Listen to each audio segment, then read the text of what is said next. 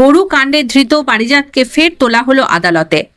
গরু কাণ্ডে ধৃত বিজেপি যুবনেতা পারিজাত গঙ্গোপাধ্যায়কে মঙ্গলবার ফের দুর্গাপুর আদালতে তোলা হলো।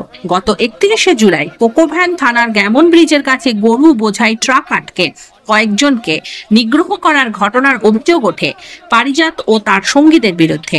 থানায় লিখিত অভিযোগ দায়ের করেন পাণ্ডবেশ্বর তৃণমূল বিধায়ক নরেন্দ্রনাথ চক্রবর্তী। এরপর পারিজাত সহ মোট 10 জনকে গ্রেপ্তার করে পুলিশ। গরুকাণ্ডে আপনি গ্রেপ্তার, কি বলবেন? হিন্দু সদাচার করবে। প্রত্যেক হিন্দুদেরকে বলছি, দেখুন যারা গরু চুরি করলো তারা বাইরে, আর যে প্রোটেস্ট করলো সে ভিতরে যাচ্ছে। এর জবাব হিন্দুরা দেবে। চাষের গরু বলছে এগুলো? কোনো চাষের গরু নয়। হেপার রিপোর্টটা দেখুন, আপনাদের সামনে হয়েছে।